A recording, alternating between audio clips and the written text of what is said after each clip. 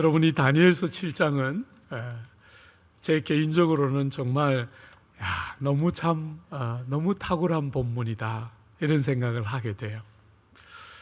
이 다니엘서 7장은 신약과도 긴밀하게 연결되어 있는 본문이에요. 이 다니엘서는 7장은 세 가지 환상으로 구성되어 있는데, 첫 번째 환상은 바다에서 나오는 네 큰 짐승에 대한 환상이었죠, 그죠? 두 번째는 이렇게 하늘이 열리면서 짐승들이 다스리는 세상 속에 그게 전부가 아니라 하늘이 열리면서 보좌가 있고 하나님이 세상을 다스리시고 계시는, 짐승들이 날뛰니까 사람들은 하나님은 어디 계신가? 하나님이 과연 세상을 다스리시는가? 이렇게 질문하는데, 두 번째 환상은 하나님은 그 보좌에 앉아 계시고 하나님은 변함없이 우리는 이해하지 못하는 삶의 자리를 만나기는 하지만 변함없이 통치하시고 온 세상의 주인이시다. 그게 우리가 두 번째 환상을 통해서 본 것이죠. 세 번째는 절정이라 할 수 있어요. 앞에 있는 두 개도 참 놀랍지만 세 번째는 성도인 여러분과 저에게 주시는 최고의 선물 같은 환상, 세 번째 절정과 같은 환상인데 어떻게 시작되는지 한번 보십시오. 13절입니다. 그에게 13절에 내가 또 밤 환상 중에 보니 인자 같은 이가 하늘 구름을 타고 와서 옛적부터 항상 계신 이에게 나아가 그 앞으로 인도되매.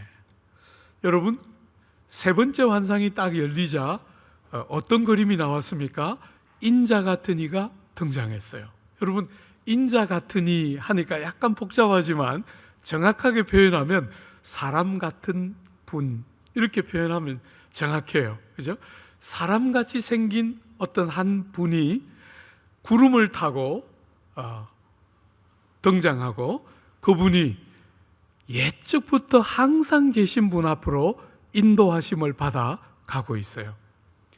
여러분, 인자같이 생긴, 여러분과 저와 똑같이 사람 같으신 분이 구름을 타고 하나님 앞으로 인도함을 받았는데, 하나님 앞에 가서 하나님이 그분을 어떻게 대하는가 한번 보십시오. 14절에 그에게 권세와 영광과 나라를 주고, 여러분 눈여겨보아야 될 게 나라를 주고예요. 그죠? 우리가 지금까지 말하자면 짐승으로 상징되는 세상의 제국 혹은 나라, 두 번째로 천상, 하나님이 보좌에 앉아 계시는 하늘에 있는 나라, 우리가 두 나라를 보았는데 오늘 세 번째 환상에서 또 다른 나라가 등장해요.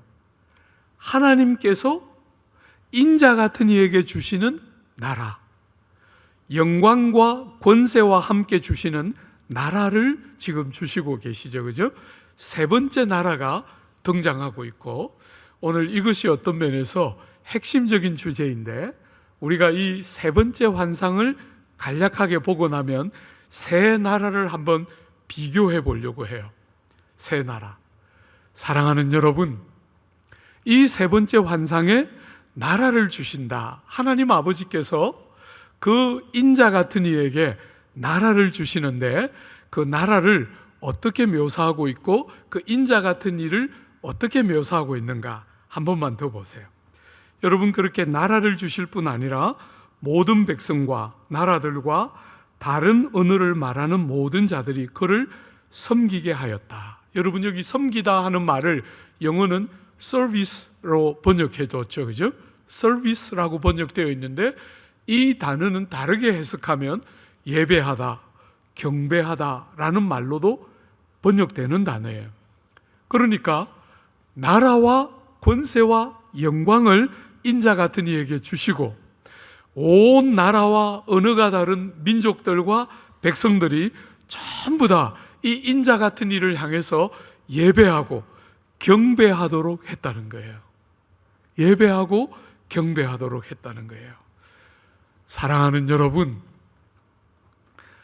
이 예배하고 경배를 받으시는 인자 같은 이에게 주신 그 나라를 어떻게 소개합니까? 14절 하반절에 보면 그의 권세는 소멸되지 아니하는 영원한 권세요 그의 나라는 멸망하지 아니할 것이라.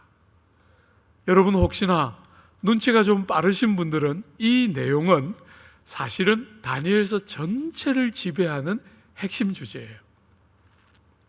그의 권세는 소멸되지 않고 영원한 것이고 그의 나라는 정말 멸망하지 않는 영원한 나라다. 이것은 우리가 사실은 앞에서 보았던 다니엘서 전체를 지배하는 핵심 주제 중에 하나고, 더 정확하게 말하면 성경 전체의 지배적인 핵심 주제 중에 하나예요.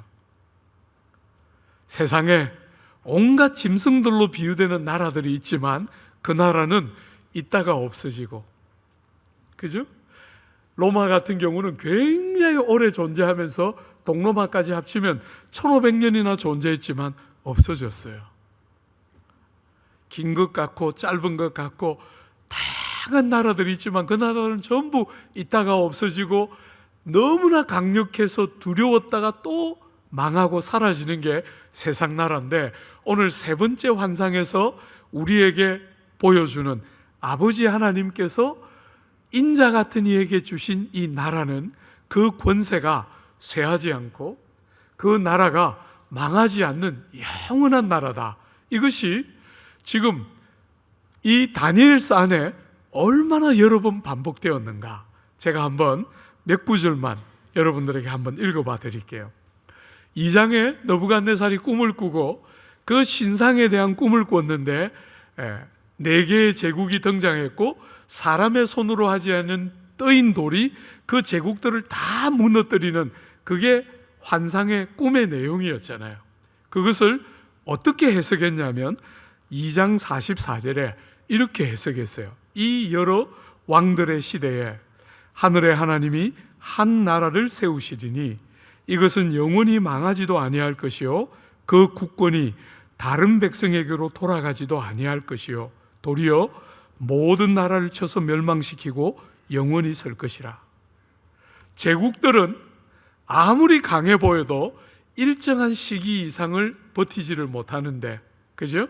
망하고 다 무너지고 쇠하여지는데, 하나님의 나라는, 이 나라는 망하지 않고 쇠하지 않는다. 이게 2장에서 우리가 보았던 그 꿈의 결론이었어요. 그죠? 하나님 나라는 영원하다. 사랑하는 여러분, 4장에 가면 느부갓네살이 정서장애를 앓으면서 7년의 질고의 고통을 겪고 정말 그 귀한 대가를 지불하면서 너무 귀한 교훈을 얻지 않습니까? 거기에 느부갓네살이 그 교훈을 얻고 고백하는 내용들이 이렇게 나오죠. 느부갓네살 왕은 지극히 높으신 하나님이 내게 행하신 이적과 놀라운 일을 내가 알게 하기를 즐거워하노라. 참으로 크도다 그의 이적이여, 참으로 능하도다 그의 놀라운 일이여. 그의 나라는 영원한 나라요 그의 통치는 대대에 이르리로다. 그의 나라는 영원하고 그분의 통치는, 그 권세는 소멸하지 않도록 영영이 대대에 이른다. 이게 느부갓네살이 그 은혜를 깨닫고 고백한 거예요. 우리는 느부갓네살이 정말 거듭났을까 하는 주제도 한번 시간을 내서 다루었잖아요. 결론을 났다 안 났다 하지는 못했지만 어쨌거나 주님 나라에 가면 우리는 그 형님도 만날지 몰라요. 그죠? 그럴 가능성도 배제할 수 없을 만큼 주옥 같은 고백들을 쏟아내는데, 그 4장 뒷부분에 보면 이렇게 되어 있어요. 그 기한이 참에 나 느부갓네살이 하늘을 우러러 보았더니 내 총명이 다시 내게로 돌아온지라. 이에 내가 지극히 높으신 이에게 감사하며 영생하시는 이를 찬양하고 경배하였나니 그 권세는 영원한 권세요 그 나라는 대대에 이르리로다. 영원한 권세와 대대에 이르는 나라, 그죠? 4장에도 똑같죠? 6장에 딱 들어가면 여러분 6장은 제국이 달라졌어요. 바벨론이 망하고 메데 바사 제국이 세워졌는데 그 다리오 왕이 다니엘을 사자굴에서 건진 여호와에 대한 감격을 가지고 고백하죠. 그죠? 이렇게 말했죠. 이에 다리오 왕이 조서를 내리노라.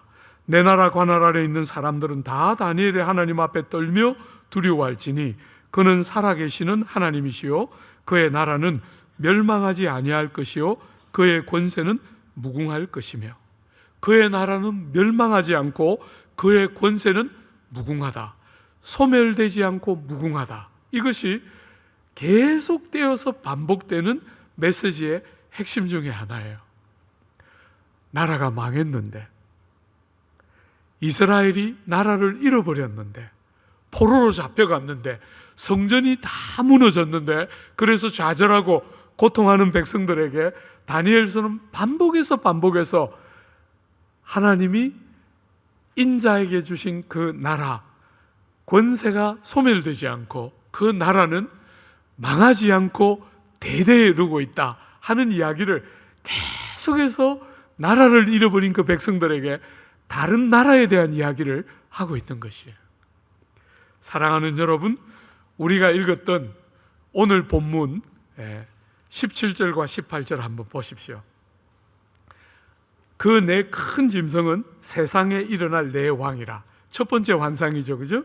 그리고 바로 세 번째 환상으로 넘어가면서 지극히 높으신 이의 성도들이 나라를 얻으리니 그 누림이 영원하고 영원하고 영원하리라. 여러분, 영원하다, 영원하다, 영원하다를 세 번이나 반복하고 있어요. 완전한 더 이상 표현할 수 없을 만큼 완전히 영원한 성도들이 참여하여 누리게 될 그분의 나라, 그렇게 지금 이야기하고 있는 것이 18절의 내용이지요. 사랑하는 여러분, 옛적부터 항상 계셨던 그분에게 이런 나라를 받으시는 그분, 인자가 누구인가 하는 것은 다니엘서 12장, 12장 전체에서 가장 논란이 많은 내용이에요. 학자들 간에 의견이 가장 많이 대립되는 가장 중요하고도 대표적인 본문이 7장이고 그 중에서도 인자가 누군가 하는 것은 가장 논란이 많은 내용이에요. 우리는 세 가지 정도로 요약할 수 있어요. 인자가 누군가? 첫 번째로 학자들은 생각하기를 이 인자는 미가엘을 가리키는 것일 것이다. 여러분, 앞으로 우리가 8장부터 뒷부분을 볼 때 등장하는 중요한 인물 중에 하나가 가브리엘과 미가엘이에요. 미가엘은 천사장이라고 소개되고 있는 것 보면 천사 중에 우두머리 격이었을 것이라고 생각할 수 있어요. 근데 미가엘이라고 이 인자를 해석하고 18절에 등장하는 지극히 높으신 이의 성도들이라고 번역된 이 성도들은 다르게 번역하면 거룩한 자들이라고도 번역되는데, 천사장인 미가엘과 그가 거느리고 있는 천사들을 가리킬 것이다, 이렇게 본문을 해석해요. 그러면 뭐가 문제가 되죠? 우리가 인자가 등장했을 때 인자에게 백성과 나라와 방언이 다 고개 숙여 예배하고 경배했잖아요. 여러분이 구약이든 신약이든 천사들이 등장하면 사람들은 너무 놀라서 그의 모습이 너무 특별하기 때문에 전부 다 엎드려 절을 하잖아요. 그게 성경이 기록하는 건데, 그럴 때 천사들이 다 어떻게 하지요? 말려요. 자기는 경배를 받을 대상이 아니라고 다 말리잖아요. 그죠? 그러니까 만약에 미가엘이라고 해석하면 그런 어려움들이 생길 수 있겠죠. 그리고 아직까지 한 번도 등장 안 한 인물을 인자라는 이름으로 등장시키는 것은 약간 이상한 주제라고 생각이 돼요. 그래서 우리는 첫 번째 의견을 못 받아들이고, 두 번째는 이 본문에 나오는 인자를 하나님의 백성들을 총체적으로 일컫는 것이다, 이렇게 봐요. 굉장히 좋은 해석인데 한계가 있어요. 아까도 말했지만 예배하고 경배를 드리는데 사람에게, 성도들에게 예배하고 경배하는 것은 말도 안 되는 것이지요. 그죠? 그러므로 두 번째도 굉장히 좋은 해석이지만 제한이 있어요. 여러분이 세 번째, 우리가 받아들이고 우리 같은 교회, 복음적이고 개혁주의적인 교회가 보편적으로 받아들이는 인자에 대한 세 번째 해석은 예수님이라고 보는 거예요. 예수님. 사랑하는 여러분, 여러분들이 이 인물, 이 인자 같은 이 사람같이 생겼다라고 소개하는 이 인물은 구름을 타고 하나님 앞으로 왔어요. 그죠?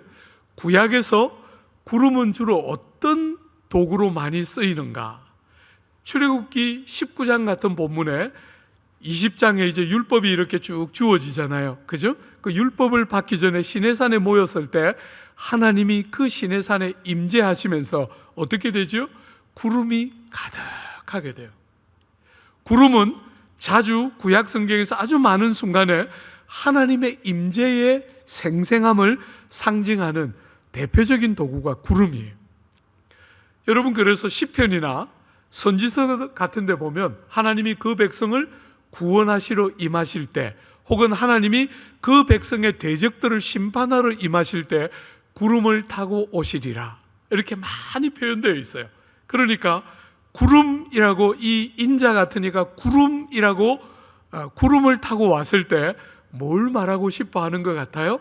신적인 존재임을 간접적으로 표현하고 있는 거죠. 그래서 인자 같은 이, 이렇게 표현하고 있는 거예요. 사람하고 똑같이 생겼는데 사람이기만 한 것이 아니라 신적이고, 신적이긴 하지만 사람이신. 그래서 대부분의 우리 같은 복음주의 학자들은 다 해석하기를 예수님이다, 이렇게 해석하는 게 제가 볼 때는 제일 정확한 해석인 것 같아요. 여러분이 신약 성경에서 예수님이 자기를 표현하실 때 사람 되심과 하나님 되심을 중복적으로 표현하기 위해서 자신을 표현하실 때 제일 많이 표현하신 이름 중에 하나가 인자예요. 그죠? 인자. 그건 요 다니엘서 7장에서 가져온 표현이에요. 사랑하는 여러분, 여우도 굴이 있고 공중 나는 새들도 둥지가 있지만 인자는 머리 둘 곳이 없도다. 주님이 자기를 그렇게 말씀하셨어요. 그 존귀하신 하나님이시고 사람이신데 머리 둘 곳도 없다, 이렇게 말씀하실 때 인자라는 표현을 쓰셨죠. 여러분, 인자가 아버지의 영광으로 그 천사들과 함께 오리니 인자가 그 왕국을 가지고 오는 것을 볼 자들도 있느니라. 인자라고 표현했어요. 당신을 가리켜서 인자라고 표현했죠. 종말에 일어날 이야기들과 고난에 대한 이야기를 쭉 하시면서 이렇게 말씀하셨어요. 그날 환난 후에 즉시 해가 어두워지며 달이 빛을 내지 아니하며 별들이 하늘에서 떨어지며 하늘의 권능들이 흔들리리라. 그때에 인자의 징조가 하늘에서 보이겠고 인자가 구름을 타고 능력과 큰 영광으로 오는 것을 보리라. 당신을 가리킬 때 가장 자주 이 다니엘서 7장을 가지고 당신의 어떠하심을 간접적으로 표현하면서 가장 자주 사용한 단어가 인자예요. 여러분, 결정적인 본문이 하나 있는데요. 예수님께서 십자가에 달려 돌아가시기 전에 재판을 받잖아요. 여러분이 그 재판을 한번 잘 읽어보시면 주님이 사람들이 하는 말들에 일일이 다 대답하지 않으세요. 빌라도가 하든지 대제사장이 하든지 그들이 질문에 대해서 다 대답하지 않으시는데 반드시 대답하는 내용이 있어요. 당신이 어떤 존재인가 하는 것에 관한 질문은 반드시 대답하세요. 근데 대제사장이 이렇게 주님께 물었어요. 대제사장이 다시 물어 이르되 네가 찬송받을 이의 아들 그리스도냐? 찬송받으실 이 누굽니까? 하나님의 아들 그리스도가 맞냐? 이렇게 물었어요. 그때 예수님이 이렇게 대답하시죠. 예수께서 이르시되 내가 그니라. 인자가 권능자의 우편에 앉은 것과 하늘 구름을 타고 오는 것을 너희가 보리라 하시니. 오늘 이 본문을 거의 그대로 인용하신 거죠. 그죠? 거의 그대로 인용하시면서 네가 말하는 바로 그 사람 나다, 이렇게 대답하신 거예요. 그러니까 대제사장이 어떻게 반응하는지 한번 보세요. 대제사장이 자기 옷을 찢으며 이르되 우리가 어찌 더 증인을 요구하리요? 그 신성모독하는 말을 너희가 들었도다. 여러분이 인자, 다니엘서 7장에 나오는 인자는 유대인들이 다 생각하기를 종말에 오실 메시아라고 생각했어요. 탈무드도 그렇게 해석하고 있어요. 그런데 그 7장을 인용하시면서 내가 그다, 나는 전능하신 자의 아들 그리스도 맞다, 이렇게 대답하자 옷을 찢으면서 대제사장이 신성모독하는 말들을 너희들이 다 들었으니 더 이상 증인이 필요 없다 하면서 예수님을 십자가에 넘겨주는 대목이죠. 인자입니다. 사랑하는 여러분, 예수님으로 보면 충분하겠죠? 여러분, 그런데 우리가 이 세 나라를 비교하기 전에 하나 더 보아야 돼요. 세상에 있는 무수한 나라, 바벨론으로부터 시작해서 로마 제국에 이르는 이 큰 제국들을 성경은 짐승에 비유를 했어요. 그런데 이 세 번째 나라, 인자에게 주신 하나님의 나라는, 사랑하는 여러분, 짐승의 나라가 아니라 인자에게 주신 사람의 나라예요. 이게 너무너무 중요해요.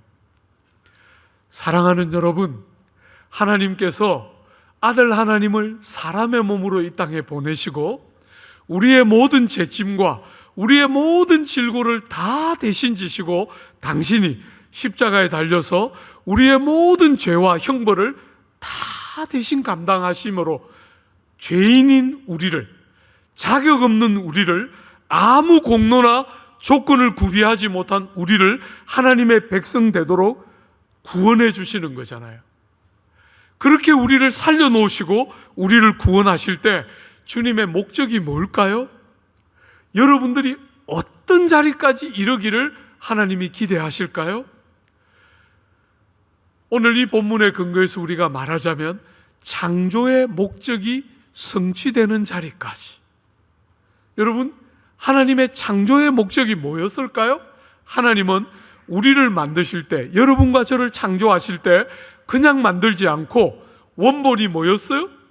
하나님 자신이었어요. 그래서 우리를 지으실 때 하나님의 모양과 형상을 따라 우리를 지으셨어요. 그리고 하나님의 모양과 형상이 굉장히 다양한 형태로 우리 안에 있지만 제일 대표적인 것 중에 하나는 다스림이에요. 만물과 천하를 다스리도록 우리에게 천지를 만드시고 우리를 다스리라, 그렇게 우리에게, 창조된 우리에게 창조의 목적을 보여주셨어요. 그런데 사람들 삶 속에 죄가 들어오자 이 다스림, 하나님이 기대하는 다스림은 뭐였겠어요? 아들 하나님을 우리를 위하여 버리신 것처럼 사랑하기 때문에 희생하고, 사랑하기 때문에 섬기고 종이 되고 낮아지고, 그런 다스림을 기대하셨을 텐데 예수께서 이 땅에 오셔서 우리에게 가르치셨잖아요. 얘들아, 누구든지 어뜸이 되고자 하는 자는 종이 되어야 하고, 누구든지 남들보다 높은 자리에 가고 싶어 하는 사람들은 섬기고 희생하는 자가 되어야 된다. 우리가 익숙한 세상의 구조와 너무너무 다른, 주님이 정말 우리에게 기대하셨던 세상을 다스리라 할 때 그 다스림은 사랑이 만드는 섬김과 사랑이 만드는 희생이 하나님이 기대하는 통치의 핵심 개념인데, 죄가 들어오니까 그 통치가 왜곡되는 거예요. 어떻게? 압제하고 통제하고 지배하고 착취하고, 힘이 세니까, 상대가 동의하든 안 하든 힘이 세니까 억울하든 안 하든 강제해서 뭔가를 하게 만드는 왜곡된 세상의 질서. 그래서 그것은 아무리 그럴듯해 보여도 짐승에 불과한 거예요. 사랑하는 여러분, 그 짐승의 나라가 아니라 사람의 나라, 하나님이 창조하셨을 때 사람들에게 기대하셨던 형상과 모양이 반영되고, 하나님이 우리에게 통치하라, 다스리라 하셨을 때 그리스도 안에서 우리에게 밝히 보여준 그 다스림과 통치가 그대로 구현되고 실현되는 다른 나라, 그죠? 아들에게 주신, 사람 같은, 인자 같은 이에게 주신, 아들에게 주신 그 나라, 바로 그 나라가 사람의 나라, 여러분과 저의 나라인 것이에요. 한 번만 세 나라를 비교하면서 정리해 볼까요? 여러분이 세상에 있는 제국들, 로마든 헬라든 정말 문명을 일으키고 철학을 일으키고 탁월한 세계적인 지성들을 일으켰던 문화들이지만 성경은 짐승으로 표현하고 있어요. 성경은 절대로 그런 제국과 나라들이 악밖에 할 줄 모르는 나라니까 나라를 무시해야 된다, 그렇게 말하지 않아요. 그죠? 그것은 이 성경 본문의 원 의미가 아니에요. 여러분, 이 세상에 있는 나라들은 권세와 능력을 하나님께로부터 받은 거예요. 그죠? 하나님이 허락하시는 시간 동안만 통치하고 다스릴 수 있어요. 하나님은 이 죄로 부패한 세상 속에 정치 권력들을 허락하심으로 건강하고 정말 짐승 같은 세계가 아니라 건강한 사람다운 사람의 존엄과 아름다움들이 절대로 훼손되지 않고 보존되는 상대적인 질서를 세우기 위해서 정치 권력들을 세우세요. 그러므로 정치 권력은 다 나쁜 것이다, 절대로 그렇게 말할 수 없어요. 그건 성경의 관점이 아니에요. 정치 권력들이 세워져서 질서를 유지하고 정말 이 죄가 급속도로 확산되는 것을 막아내도록 권력을 주신 것이지요. 그죠? 그래서 우리는 그 권력들 앞에 시민의 한 사람으로서 복종하고 존중하고 그 권력을 가진 지도자들이 하나님 앞에 건강하게 사용되도록 깨어서 기도하도록 부름받고 있어요. 그러나 여러분, 동시에 여러분이 잘 보아야 하는 것은 부패한 사람들에게 권력이 주어졌을 때 이것이 얼마나 쉽게 짐승 같은 형태로 변질되는 경향성이 강한지를 정신을 바짝 차리고 보아야 한다는 거예요. 권력 자체가 잘못되거나 부패한 것은 아니지만 인생 자체가 어리석어서 타락되어서 균형이 깨어지고 한쪽으로 치우치기가 너무 쉬운 존재이기 때문에 힘이 주어지고 권세를 가지면 그것이 바깥에 영적인 꼬이는 세력들을 통해서 이 권력이 짐승처럼 타락하기 쉬운 속성을 갖고 있다는 사실을 정신을 바짝 차리고 근신하여 보아야 한다는 거예요. 사랑하는 여러분, 제가 오늘 조국 사회를 볼 때 목회자의 한 사람으로서 성경을 가르치는 사람으로서 깊이 슬퍼하는 대목이 있어요. 오늘 사회가 너무 쉽게 친미와 반미로 나뉘어지고 친미를 표방하는 사람들의 다수가 기독교인인 것 같이 찬송가를 틀어놓고 할 때 저는 얼마나 영혼이 상하는지 모르겠어요. 마치 기독교가 그런 것인 것처럼. 여러분, 미국은 성도들이 세운 나라인 것은 틀림없지만 그것이 지금의 미국을 상징하는 것이 아니에요. 종교개혁의 나라였던 독일은 히틀러로 상징되는 작은 뿔이 나와서 600만의 유대인들을 죽인 전무후무한 짐승 같은 나라로 전락했던 모습을 우린 역사 안에서 보고 있어요.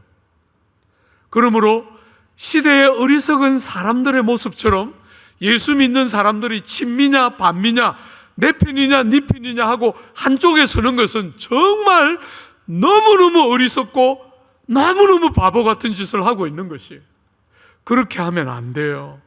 성도들은 딱 중심을 잡고 어떤 권력이라도 출발은 어떻게 건강해 보일지라도 그 권력이 짐승같이 변질될 수 있는 권력임을 알고 깨어 근신하고 하나님 앞에 기도하고 그와 같은 변질과 타락의 조짐이 보일 때 선지자처럼 하나님의 말씀으로 꾸짖고 바로 잡을 수 있는 유일한 사람들이 성도요, 교회인데 교회가 한쪽 편에 서서 권력에게 아첨하거나 한쪽 편에 서서 권력을 대적하는 일만 하면 그건 정말 어리석은 일을 하는 것이죠.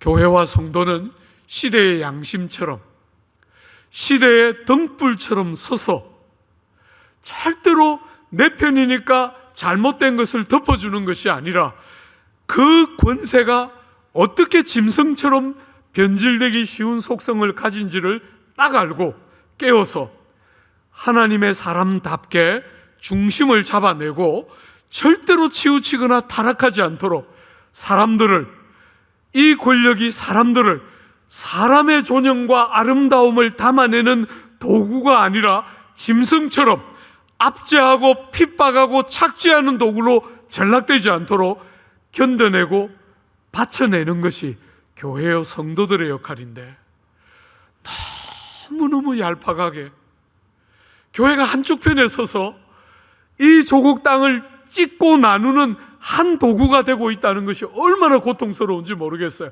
수많은 젊은이들이 길을 잃고 수많은 젊은이들이 마음 아파하는 그런 모습을 교회의 이름으로 반복하는 것을 절대로 동의할 수 없어요. 그건 교회가 아니에요. 사랑하는 여러분, 짐승같이 세상의 권력이 타락할 수 있는 본성을 꿰뚫어 보고 성도로서 딱 양심을 지켜내고 하나님 앞에 정직하게 살아내는 것이 교회이고 성도이지요. 여러분, 두 번째 나라는 짐승들이 이렇게 세상을 뒤흔들고, 특별히 넷째 짐승 이후에 작은 뿔이 나와서 교회를 핍박하고 박해하고 온갖 질고를 교회들 위에 퍼부을 때, 여러분, 그때 하늘이 열리고 사랑하는 여러분, 그 보좌에 그분이 계셔서 세상이 여전히 하나님의 통치 아래 있다는 사실을 우리는 봤죠. 여러분, 그 앞에 책들이 펴져 있었어요. 책들이. 사랑하는 여러분, 여러분과 제가 세상을 살아가면서 흘리는 눈물과 아픔, 질고와 수고 절대로 땅에 떨어지지 않습니다. 다 보고 계세요. 때로 우리는 우리가 다 해석할 수 없는 아픔을 경험해요. 사랑하는 사람을 잃기도 하고, 불의한 권세와 짐승 같은 속성들이 드러나서 핍박을 통과하는 것은 우리가 종말에 주님이 오시기 직전에 어떤 성도들이든지 예외 없이 경험하는 질고와 눈물 가운데 하나예요. 그럼에도 불구하고 여러분들이 눈을 열어서 뭘 봐야 합니까? 그것만 보는 것이 아니라 하늘에 보좌가 있고 앉으시니가 계시고 책을 펴고 아무것도 잊지 않고 우리를 지켜보시고 그 과정에도 여전히 통치하시고 다스리시는 하나님이 계심을 절대로 잊어서는 안 돼요. 여러분, 현실을 도피하라는 것이 아니에요. 몽상가처럼 쓸데없는 꿈을 꾸라는 것이 아니에요. 그것이 우리의 현실이라는 거예요. 땅에 일어나는 눈에 보이는 것과 손에 만져지는 것이 우리의 현실이 아니라, 그 현실만 현실이 아니라 하늘의 보좌가 열려 있는 것이 우리의 또 다른 중요한 현실임을 딱 붙들고 절대로 눈에 보이는 것과 손에 만져지는 것으로 모든 것을 평가하려고 하지 않고, 우리의 또 다른 현실인 하나님이 보좌에 앉아 계신 것 딱 붙들고 믿음으로 살아야 한다. 이렇게 살아야 하는 것이 두 번째 환상이 우리에게 준 교훈이죠. 마지막, 이 하나님의 나라, 인자의 나라, 사람의 나라로 소개되는 세 번째 나라 한번 봐요. 사랑하는 여러분, 성경에서 얼마나 많은 본문들이 여러분과 저를 가리키면서 구주와 함께 영원토록 왕노릇하리라 하는 본문이 얼마나 많은지 한번 떠올려 봐요. 미쁘다 이 말이요. 우리가 주와 함께 죽었으면 또한 함께 살 것이요, 참으면 또한 함께 왕노릇하리라. 주와 함께 죽으면 주와 함께 살고, 참으면 고난을 통과하고 실패를 경험하고 눈물이 있고 좌절이 있는 그런 고통들을 견뎌내고 참으면 주와 함께 왕노릇하리라. 계시록은 말할 것도 없죠. 제가 조금만 한번 읽어드려 볼게요. 여러분, 그들로 우리 하나님 앞에서 나라와 제사장을 삼으셨으니 그들이 땅에서 왕노릇하리로다. 그들이 하나님과 그리스도의 제사장이 되어 천년 동안 그리스도와 더불어 왕노릇하리로다. 그들이 세세토록 왕노릇하리로다. 고린도전서는 우리에게 이렇게 말하죠. 성도가 세상을 판단할 것을 알지 못하느냐? 성도가 천사를 판단할 것을 알지 못하느냐? 곳곳에서 그리스도와 함께 그분의 나라가 그분에게만 속한 것이 아니라 여러분과 저에게 속했고, 우리가 예수와 함께 영원토록 왕노릇할 것이다. 이것이 여러분과 제가 이 땅을 살면서 어떤 경험을 하고 살지라도, 사랑하는 여러분, 여러분과 저를 기다리는 결국이 예수와 함께 인자의 나라에서 영원토록 왕노릇할 것이다. 이것이 성경이 여러분과 저에게 가르치는 핵심 주제 중에 하나예요. 사랑하는 여러분, 그런데 오늘 본문은 여러분들이 그 영광스러운 왕노릇을 하게 되는데 과정이 있다는 거예요. 한번 보세요. 이 본문이 이 왕노릇을 어떻게 다루고 있는지 한번 보세요. 17절에 그 큰 내 짐승은 세상에 일어날 내 왕이라. 18절에 지극히 높으신 이의 성도들이 나라를 얻으리니 그 누림이 영원하고 영원하고 영원하리라. 여러분, 내 짐승이 등장하고 그 다음에 영원한 나라의 누림이 영원하고 영원하고 영원해요. 여러분 21절 한번 보십시오. 내가 본즉 이 뿔이 성도들과 싸워 그들에게 이겼더니. 우리가 지난 그 첫 번째 환상에서 보았던 네 번째 제국이 끝날 즈음에 한 작은 뿔이 나왔죠. 한 작은 뿔이 나와서 성도와 교회를 핍박하고 싸우게 되는데 성도들이 싸워서 졌어요. 그죠? 그래서 한 때와 두 때와 반 때의 고난을 통과하게 돼요. 통과하게 되는데 여러분 22절에 그렇게 21절을 말하고 22절에 옛적부터 항상 계신 이가 와서 지극히 높으신 이의 성도들을 위하여 원한을 풀어주셨고 때가 이름에 성도들이 나라를 얻었더라. 사랑하는 여러분, 고난을 통과하는데 때가 되자 때가 이름에 성도들이 나라를 얻었더라. 이렇게 표현하고 있어요. 여러분 25절부터 27절도 한번 보십시오. 25절 뒷부분쯤에 보면 그가 이 작은 뿔이 하는 일을 해석하는 거죠. 그가 때와 법을 고치고자 할 것이며 성도들은 그의 손에 붙임받아 한 때와 두 때와 반 때를 지나리라. 그러나 심판이 시작되면 그는 권세를 빼앗기고 완전히 멸망할 것이요 나라와 권세와 온 천하 나라들의 위세가 지극히 높으신 이의 거룩한 백성에게 붙임바 되리라. 나라와 권세가 지극히 높으신 이의 백성들에게 붙임바 되는 그림을 오늘 이 세 번째 환상을 반복해서 우리에게 보여주고 있는 것이. 사랑하는 여러분, 여러분과 제가 예수를 아무리 잘 믿어도 우리의 삶에 실패가 있어요. 고난이 있습니다.